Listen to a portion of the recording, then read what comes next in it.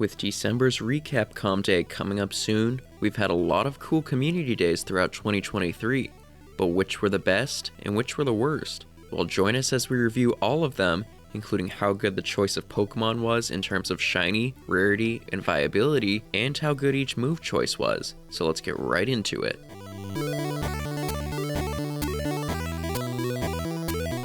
Welcome back everyone. Overall, I think it was a very solid year for community days, but let's go through each comm day from worst to best to see what we thought of each. And if you disagree with any of our choices, that's okay. Let us know what you agree or disagree with in the comments below. Getting started though, let's start off with our worst comm day this year. At the bottom we have Fennekin comm day in May. Now I do quite enjoy the Fennekin line as Pokemon, and they've got some incredible shinies, so even as the worst one this year, I still don't think it was bad.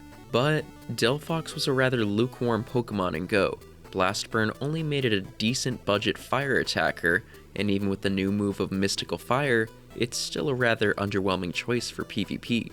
I would have been a bit more intrigued if it had better moves in its standard moveset like Incinerate and Shadow Ball, but as is, it was a fairly plain community day. Our second bottom spot goes to Slowpoke comm day. Now I really enjoyed this event still, seeing that it had some pretty good stuff. The Galarian Slowpoke line had their shiny debut, and all 4 Pokemon got a pretty useful move for PvP, being Surf. Obviously though, none are terribly useful besides in certain cups, so it wasn't that huge. I did also appreciate the easy excellent throws on a 3x catch XP comm day, but Slowpoke isn't the most exciting line out there, so for all it did right, it still wasn't terribly exciting. Moving on though, we have Noibat comm day. Now this one hurts to put this low because it did a lot right still. Having an incredibly rare Pokemon get a comm day just a few months after its shiny released was pretty generous by Niantic standards, and it's a really cool shiny too, so for the rarity and the collection aspect alone, it was pretty great. However, the huge missed opportunity was the featured attack, being Boom Burst. Now this move is an incredible attack in the main series, and I had high hopes for it here, but it ended up just being another unimpressive nuke move. Pair that with Noivern's already underwhelming moveset, and it just ended up being a rare and cool looking Pokemon that was ultimately useless. Had it received Wing Attack and maybe Dragon Claw prior or even after this comm day, I'd at least be able to appreciate it more, but as is, it's just fine. Next we move on to September's Grubbin Community Day, and this comm day was a pretty solid one. A somewhat newer Pokemon having its shiny release during the event was nice, and the whole line has some pretty great shinies. My main issue comes with the exclusive move, being Volt Switch. Now this move definitely helped both Charjabug and Vikavolt in PvP, but it wasn't really enough to let either stand out. I still think Wild Charge or even a brand new move like Electroweb could have been a much more exciting move for them in both PvP and in raids. But still, Vikavolt is a solid electric and bug attacker as is, so it's still pretty nice. Moving closer to the middle of the pack, we have Poliwag Community Day. Now with this being a branched evolution line, it was nice to have the opportunity to easily shiny hunt the whole line, but obviously, Poliwag is still an older, more common Pokemon, so that does make it a little less interesting. In terms of viability, Politoed was already pretty solid in PvP, but Ice Beam was just a fine move, a bit of a side grade. Poliwrath though was the big winner getting counter, making it a lot more viable. It still competes with Medicham as a bulkier counter user, but I'm happy with it either way. Still, a solid community day, if just a bit plain because of the Pokemon. I think this comm day would have been a lot more exciting if it happened 2 or 3 years ago. Straight in the middle we have Chespin comm day. To start, can we just appreciate how great the shinies of this line are? That alone made this a nice day for shiny hunting, but even beyond that, Chestnut is a great Pokemon. Nothing outstanding, but it's a pretty good grass attacker with Frenzy Plant, and it was finally able to fulfill its role as a bulky grass fighting type in PvP.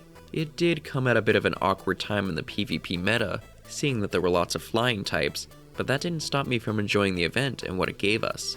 Moving into the top 5, we have Wooper comm day. Now this was the final community day of the year, and it honestly ended on a pretty high note.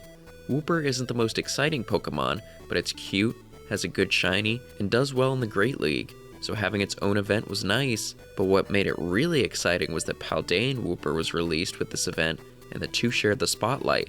In our analysis, we did speak of how Clodsire was balanced pre-release, but even with it performing a bit worse than it did pre-nerf, I think it still made for an exciting addition. The moves these two received weren't the biggest upgrades, but they didn't really need it as both Quagsire and Clodsire do pretty well anyway. Overall, I would say it was a great event. At number 4, it's Togetic. Now it may seem surprising that we didn't put Togetic at number 1, but make no mistake, this was still a great event. Togetic made for an interesting choice given that it was a second stage evolution, and unlike Pokemon like Magmar or Roselia, Togetic actually provides the bonuses for a second stage, including 300 Stardust, 5 candy, and a guaranteed XL candy with each catch. So to have additional bonuses on top of those made the event even better. But for the event itself, it was awesome to have a pretty rare Pokemon spawn in such a high frequency, allowing for easy hunting for good PvPIV Togetic and Togekiss, as well as Hundos.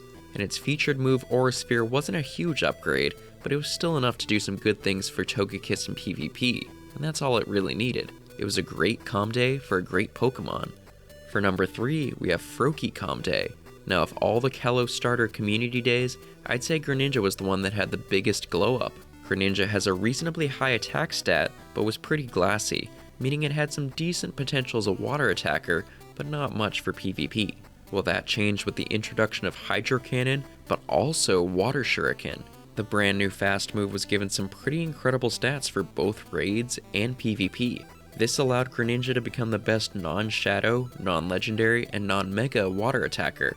Not the best out there obviously, but it was still a pretty impressive rise. And in PvP, Water Shuriken made Greninja insanely spammy, which is exactly what a glassy Pokemon needs to see any real success. Greninja made its mark too, with it being a really good choice in this fall's Halloween Cup meta. All that combined with Greninja's Stellar Shiny being released, and it's easy to see why this was a great community day. At number 2, the Raid and Egg exclusive Timber is next, and similar to Shinx in 2021, it was nice to see Timber spawning in the wild for the first time. It allowed us to farm candy for a Pokemon where it wasn't super easy to do that. Moreover, Conkeldurr has always been a great fighting attacker. It may not be top tier anymore, with Pokemon like Lucario, Shadow Machamp, and Terrakion outclassing it, but it's still a very good choice for those who don't have those. But not only that, Conkeldurr is an interesting option in the Master Premier Cup, and the exclusive Brutal Swing gave it another viable tool to use in that format, along with the lower leagues too.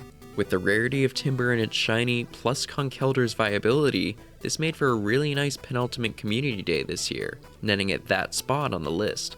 But before we get to the best community day of the year, remember to let us know your favorite this year, and if you like this ranking video, be sure to give it a thumbs up and subscribe so you don't miss our upcoming videos. But if you didn't guess already, the best community day this year was none other than Axew. Obviously being a rare pseudo-legendary makes for a great calm day, but Axew got some nice upgrades for both raids and PvP.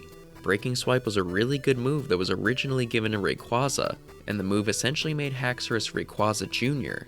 While not as good of a dragon attacker as the Hoenn legendary, it's still a really good choice overall. Plus, Counter alongside Breaking Swipe made for a really nice combo in PvP. It's still a frail Pokemon, but it does have the tools to be usable in all 3 leagues now, with the ability to bait and debuff opponents. Top this usefulness off with Haxorus' Sweet Black Shiny being made more available to everyone, and I think Axew Community Day is definitely justified in taking the top slot. But what's to come for next year? We've got our predictions and are going to be doing a video on 11 potential candidates for 2024 Community Days, so stay tuned for that. Until next time though, thank you so much for watching until the end of this video, and we'll see you next time. Take care.